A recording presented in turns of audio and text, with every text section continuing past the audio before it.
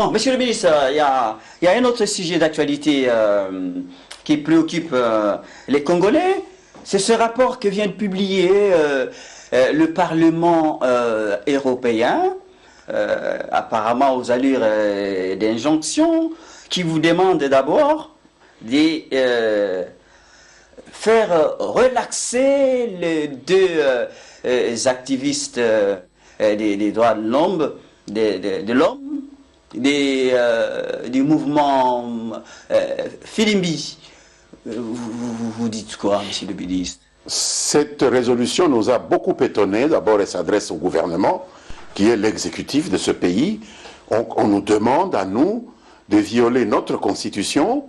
On nous demande à nous de violer des principes sur lesquels nous ne pouvons pas transiger, de l'indépendance du pouvoir judiciaire, c'est-à-dire de relâcher des gens qui ont maille à partir avec le pouvoir judiciaire. Nous ne le pouvons pas, naturellement, même si nous le voulions, même si nous trouvions ces garçons sympathiques, nous ne pourrions pas aller au-delà des pouvoirs que la Constitution nous reconnaît en enjoignant au pouvoir judiciaire de relâcher des gens sur lesquels il y a des procédures pénales qui sont en cours. Ça, c'est la première chose. Deuxièmement, du point de vue du droit international, le Parlement européen a été élu pour les pays d'un ensemble qui s'appelle le continent européen. Nous sommes un pays d'un ensemble qui s'appelle le continent africain. Alors, au nom de quel principe le Parlement européen va se permettre de donner des injonctions? Non, il n'y a pas de devoir d'ingérence qui soit prévu. Ce n'est pas prévu. On ne donne pas d'injonction à des institutions qui n'appartiennent pas à l'ensemble institutionnel sur lequel votre juridiction s'étend. Le Parlement européen peut donner des injonctions à un pays européen, certainement pas à la RDC, qui n'est pas un pays européen. Ça coule de source. Même un élève de l'école primaire peut comprendre cela. Les mêmes rapports. Donc nous rejetons cette résolution. Le même rapport va plus loin pour exhiber les dossiers. Plus loin ou plus près, nous rejetons le principe même d'une injonction du Parlement européen à notre gouvernement et encore moins du Parlement européen à notre justice. Parce que même nous, gouvernement de la RDC, même le président, qui est la première institution de la République, ne peut pas se permettre de donner des injonctions à la justice, sauf pour demander de poursuivre en ce qui concerne le ministre de la Justice. Mais demander d'arrêter des poursuites, même le ministre de la Justice ne le peut pas. Les poursuites sont engagées, elles doivent aller jusqu'au bout, on va les déclarer coupables ou non coupables, j'insiste. Puisque la justice, elle peut statuer à charge comme à décharge.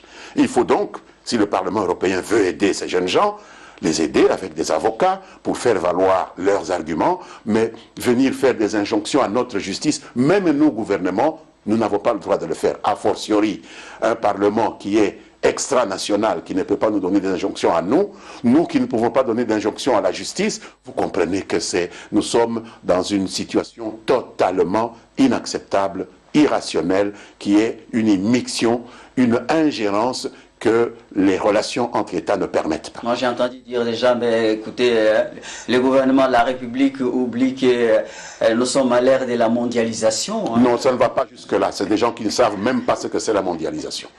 Je regrette beaucoup, c'est des ignorants. Des gens qui n'ont aucune fierté. Le Parlement européen, monsieur le ministre, a tort aussi de vous demander à vous d'exhumer les dossiers enterrement collectif Fula Maluku pour faire toute la lumière. Mais vous ignorez que ce dossier est un dossier judiciaire aussi? Qu'un magistrat a été désigné? Qu'il n'y a que le magistrat qui peut décider d'une exhumation ou pas. Depuis quand le Parlement européen est devenu opérateur judiciaire en République démocratique du Congo? Il y a un magistrat qui a été désigné, qui enquête, auprès duquel il faut faire des dénonciations, qui peut décider si l'exhumation est nécessaire pour vérifier les dénonciations qui lui viennent ou non, et c'est le Parlement européen qui va se substituer à un magistrat congolais pour décider qu'il y a exhumation ou non. C'est de la gesticulation, c'est de la posture néocolonialiste. Nous condamnons cela.